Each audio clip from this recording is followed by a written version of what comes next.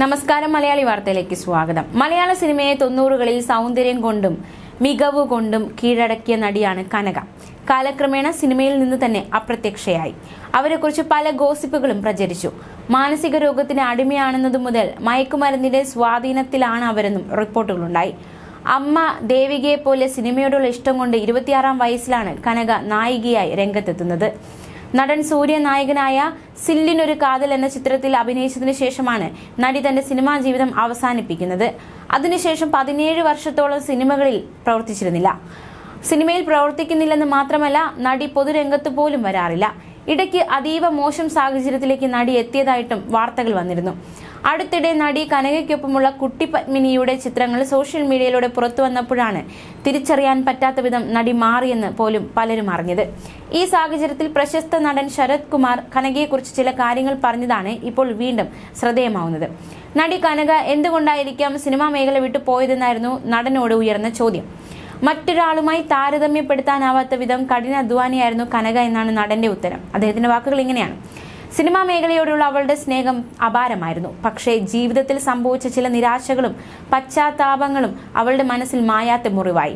ഒടുവിൽ അത് വലിയ സമ്മർദ്ദമായി മാറുകയും സിനിമയിൽ നിന്ന് വിട്ടുനിൽക്കാൻ കാരണമാവുകയും ചെയ്തുവെന്നാണ് നടൻ പറഞ്ഞത്. സിനിമാ മേഖലയിലുള്ള പലരും സമാനമായ സമ്മർദ്ദം നേരിടുന്നുണ്ട്. അതുകൊണ്ടാണ് സിനിമാ മേഖലയിൽ സഞ്ചരിക്കുന്നവർക്ക് നല്ല ഉപദേശം നൽകണമെന്ന് ഞാൻ പലതവണ പറഞ്ഞതെന്നും ശരത് കുമാർ വ്യക്തമാക്കി. നടനും സിനിമാ നിരൂപകനുമായ ബയൽവാൻ രംഗനാഥൻ താരത്തെക്കുറിച്ച് നടത്തിയ ചില വെളിപ്പെടുത്തലുകളും ഏറെ ചർച്ചയായി മാറിയിരുന്നു.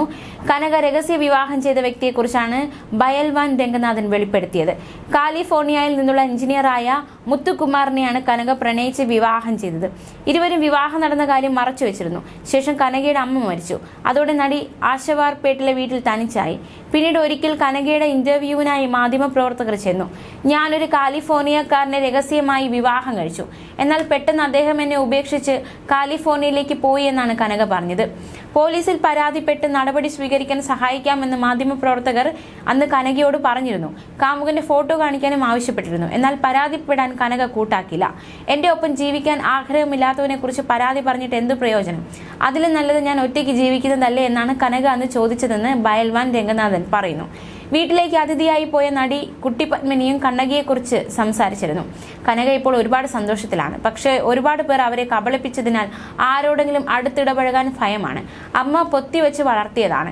സിനിമ വിട്ട ശേഷം കോടതി കേസുകളിൽ ജീവിതം പോയി. ആരെയും വിശ്വസിക്കാൻ പറ്റില്ല. എല്ലാവരും നല്ലതുപോലെ പെരുമാറും, എന്നാൽ എന്തെങ്കിലും ഒരു കാര്യത്തിൽ ചതിക്കും. അതുകൊണ്ടാണ് ആരും വേണ്ടെന്ന് തീരുമാനിച്ചതെന്ന് കനക പറഞ്ഞുവെന്നാണ് കുട്ടി പത്മിനി പറഞ്ഞത്. ന്യൂസ് ഡെസ്ക് മലയാളി വാർത്ത.